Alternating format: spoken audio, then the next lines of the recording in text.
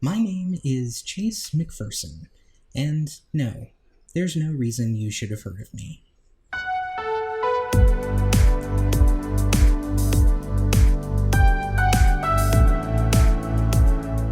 This is What Do You Want From Me? A blend of autobiography, self-therapy, self-derisive humor, hopefully, and if we get real deep into things, issue-oriented talk. Due to having no sponsorships, this episode is not sponsored. This podcast was originally going to be called My Life as a Series of Mistakes. I would let each episode's theme be about one of the many small or large mistakes I've made during my 36 years on this earth. The time I knocked a bass drum off its pedestal during a high school band concert. How the drum rolled off stage, down the stairs, and out into the audience. Or the time during my freshman year of college, as a very young and very sexually repressed 18-year-old, when I took a Greyhound bus from one end of Texas to the other to meet who I thought would be my first boyfriend. It ended badly, should we say, and only very recently did I put the pieces together as to why. I could talk about my first job as a manager, how I couldn't handle the pressure and inadvertently instructed an employee to do something unethical, and how it prompted 4 years of depression and rough times for myself and my loving husband. If I only focused on the mistakes in my life, and don't get me wrong, I have made a few, I would only be setting myself up for a sob story-themed podcast, and honestly, I would bore and depress you, the listener, in the process. Sure, I want to talk about the bad times I've had. I want to share the errors in my life, the skeletons in my closet, the ghosts of my past, shall we say. Maybe it'll help me shed the recurring thoughts, the rewind function of my memory that is stuck on repeat, playing those embarrassing and dreadful moments. Maybe it could help someone out there who hears this realize that they are not alone and that someone else has gone through something similar. But I also want to entertain and tell stories about my life that are just plain funny.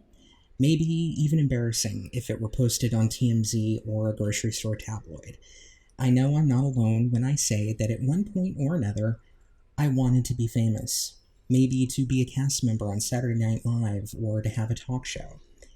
Growing up, I used to pretend I was part of a daily soap opera / reality show / documentary series.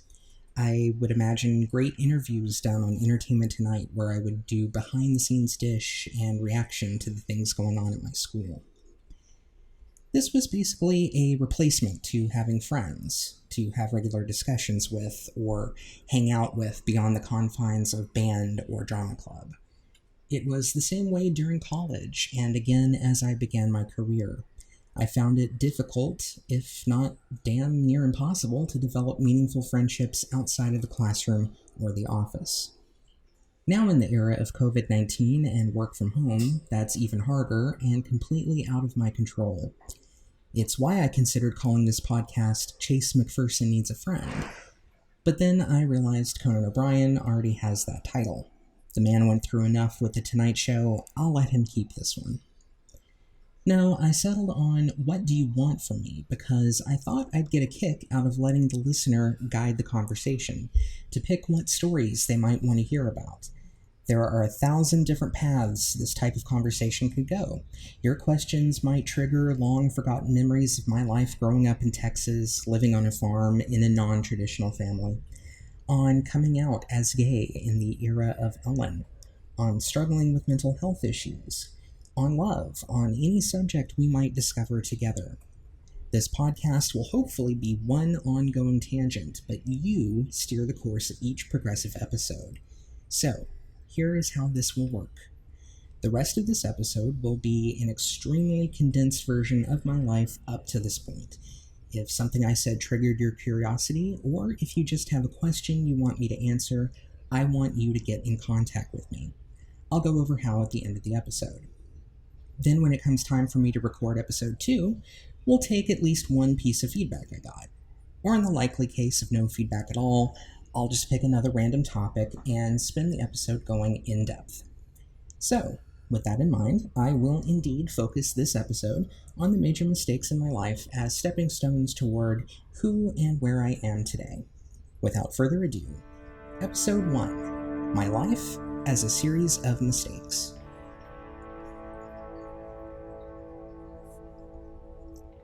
I was born on October 11th, 1984. My mom, Joanne, was in the National Guard. My father was not in the picture.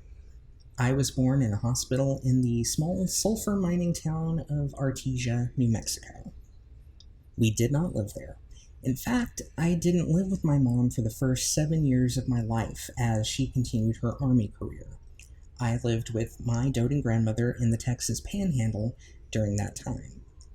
It wasn't until the summer of 1992 that my mom bought farmland in central Texas, just outside of Austin, and sent for my grandmother and I.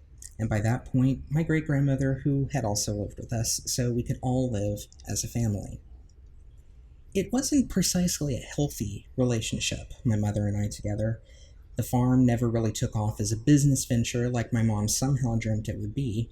That, combined with an injury sustained in the Guard — she wasn't on tour or anything, she was a mechanic in Austin — sent her into a long state of depression and alcoholism that would eventually end her life. My mom would brood, she would smoke, she would drink and be belligerent and mean. Eventually, she wound up broke and the bank foreclosed on the farm. Of course, I didn't know this at the time. My grandmother and I moved a few miles down the road into a smaller house while I finished up high school. High school itself was traumatic. I began gaining weight from about 3rd grade onward. I was ostracized early on for being smart, and the more I look back on it, maybe I acted somewhat snobbish about it. Whatever discord there was between me and the other kids snowballed, and I was eventually an outcast with only a few people who tolerated my presence at certain points in the day. As I mentioned, I came out around 1997 in the wake of Ellen DeGeneres doing the same. I will go into this more in depth at a later point, I'm sure, because it was one of the first major traumas that led to my being as reserved socially as I am now. But the age of Ellen was also the age of high school bullying, becoming the age of the high school shooting. And that led to a truly traumatic incident where I was labeled a potential threat to my school. Somehow, things turned a corner by my senior year, and my thoughts were mainly centered on getting out of that area and never coming back. I had applied and been accepted by a pretty nice school in North Texas, and having that to look forward to somehow made that last year a breeze. But I seemed destined for self-sabotage. In a new world, a new beginning, a clean slate that was 2003 and my freshman year of college, I doubled down on being closed off and hiding from new people. The paranoia of depression began. I was certain people were making fun of me as I walked by. I began skipping classes, failing classes. I would spend money on food and hanging out in my dorm. When the money ran out, I started eating my roommate's food. It was around this time I made that first boyfriend mistake I alluded to, and then later a second boyfriend mistake, and a later prank pulled on me by the dorm roommate that led me to change schools and move in with the third boyfriend mistake. The third boyfriend was sexually and psychologically abusive. When we finally separated, I remained in the same city and decided to quit college and just try living as a working adult. That led to a small series of roommate, lover, and work situations that kind of all blended together. And by 2010, I was a 275-pound slacker with low self-esteem and the drive and motivation to match. I asked my roommate at the time to hook me up, so to speak, with a random friend from his Xbox friends list. And that brings me to Tyler. We spent about 9 hours instant messaging each other that night, and by the end of the night, I knew I needed to be with him in the domestic partnership sense. By 2012, we were living together, loving together, and even working together in Alabama, far removed from all I saw that was wrong with my life. Things seemed to be at the pinnacle of greatness. I was loving work and loving where and with whom, and in November of 2015, Tyler and I were married, and I accepted a promotion at work. But between lack of proper training and fear of failure, I made a series of crucial mistakes at work, and then in April of 2016, I lost my job. We had to quickly scramble to make ends meet, and within 3 months, I suddenly found myself back in Texas, working somewhere I despised.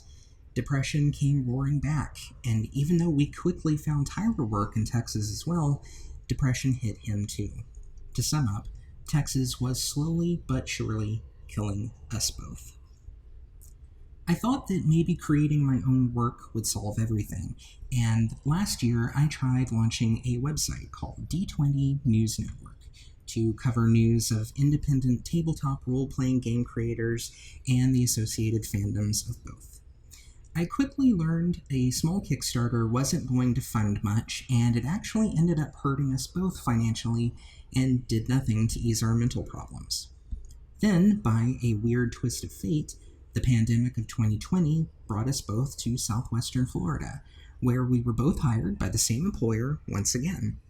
We scrambled to move ourselves and by now our 3 cats, the 800 or so miles to the new place, and that brings us to here. D20 News Network quietly shut down this past October, and I have made peace with it. It didn't go the way I hoped, but I accept it.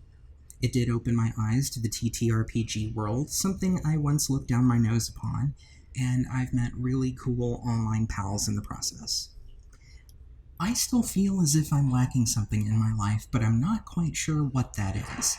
Tyler and I are still very much in love and are slowly getting out of the debt caused by the 2016 job loss and the 2 successive moves. I still get that random daydream of being somebody famous for having some notoriety one day. It may never happen, and I'll still have those moments of pretending to be on SNL, if not in the cast, then certainly as a host.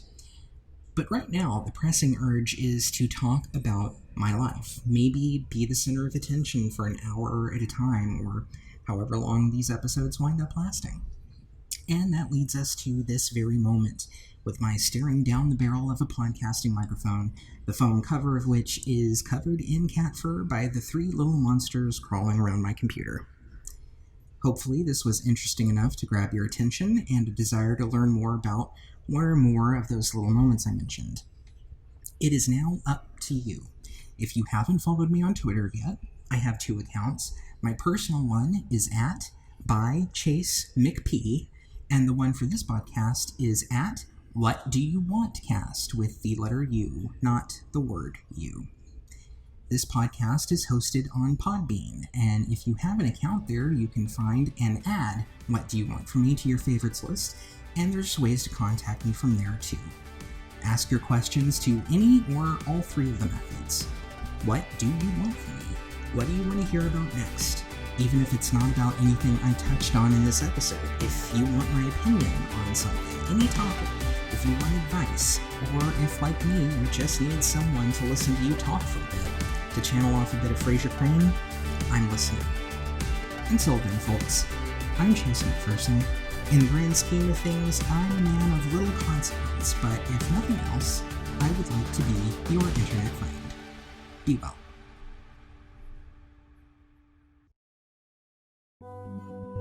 A production of D20NN Studios.